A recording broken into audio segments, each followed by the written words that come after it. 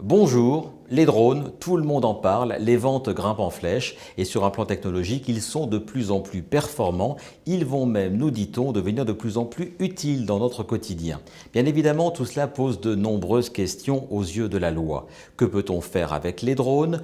Où peut-on les faire voler? Quels sont les interdits? Pour répondre à toutes ces questions, notre expert aujourd'hui s'appelle Thierry Vickers. Il est avocat, auteur de plusieurs études sur ce sujet des drones. Avec vous, maître, nous allons faire un point très précis sur la législation. Et tout d'abord, la première question que tout le monde se pose, est-ce qu'aux yeux de la loi, un drone existe officiellement? Oui, mais c'est très récent. Le mot drone a été mentionné pour la première fois dans une loi française en 2016. On parle, je cite, d'un aéronef qui circule sans personne à bord. Légalement, celui qui contrôle le drone, c'est le télépilote, qui n'embarque pas à bord.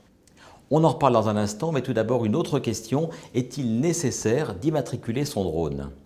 En France, tous les aéronefs sont immatriculés sur un registre tenu par la DGAC, Direction générale de l'aviation civile. La loi prévoit que les drones doivent donc être immatriculés, mais seulement au-dessus d'un certain poids. Pour les drones très légers, il n'y a ni besoin de les immatriculer, ni besoin de les enregistrer. Alors maître, vous parliez à l'instant de télépilote, quelle en est la définition aux yeux de la loi? Jusqu'à la loi de 2016, il s'agissait de la personne ayant le contrôle de la trajectoire de l'aéronef télépiloté. Mais désormais, la plupart des drones peuvent être programmés pour effectuer une trajectoire prédéterminée. En conséquence, le télépilote, c'est aussi celui ou celle qui a programmé la trajectoire de l'appareil. Il reste en toutes circonstances le télépilote, même s'il perd le contrôle du drone. Voilà qui nous amène à parler de la sécurité. Que prévoit la nouvelle réglementation? Finalement, un peu comme pour le permis de conduire, il est prévu un permis d'utilisation du drone. Il pourra être retiré ou suspendu si le télépilote s'avère dangereux pour autrui ou s'il commet des infractions. Les utilisateurs des drones légers sont dispensés de cette formation, le danger étant dans ce cas-là assez faible. J'ajoute un point important. Les vendeurs ou les importateurs de drones ont un devoir d'information envers leurs clients.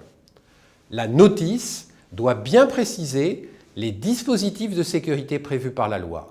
La même obligation est valable pour les professionnels, mais aussi pour les particuliers en cas de revente d'un drone d'occasion.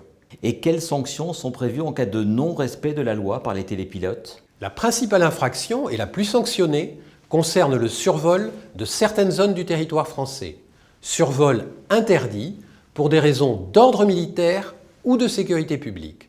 Dans ce cas-là, les peines encourues peuvent être très lourdes. Ainsi, en février 2017, une équipe de journalistes a été condamnée pour avoir fait voler son drone sans autorisation préalable au-dessus d'une cour d'école. Circonstance aggravante, on était dans le périmètre protégé d'une base aérienne. Pour éviter de prendre un risque, je vous conseille de consulter le site officiel geoportail.gouv.fr qui permet de vérifier le statut d'un lieu ou d'une zone. Sachez enfin que sous certaines conditions, le drone pourra être confisqué par les tribunaux, notamment en cas de mise en danger d'autrui. Alors on a parlé de la réglementation et des normes de sécurité pour les utilisateurs, pour les vendeurs. À présent, maître, qu'en est-il pour les constructeurs? À l'heure actuelle, 4 dispositifs sont obligatoires. Un dispositif de signalement lumineux qui améliore la visibilité du drone. Un dispositif de signalement électronique ou numérique qui permet de le géolocaliser.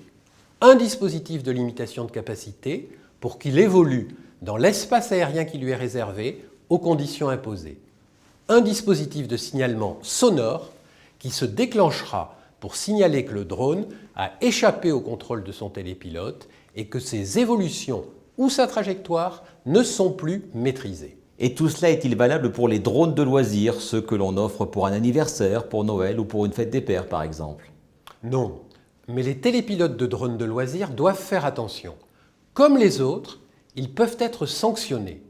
Une des premières décisions rendues par une juridiction pénale concernait un lycéen qui avait fait voler son drone au-dessus de Nancy pour réaliser une vidéo montrant les monuments de la ville.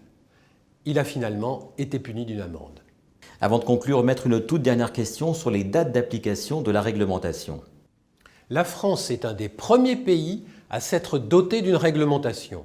Les télépilotes doivent donc d'ores et déjà respecter les limitations de survol ou d'altitude.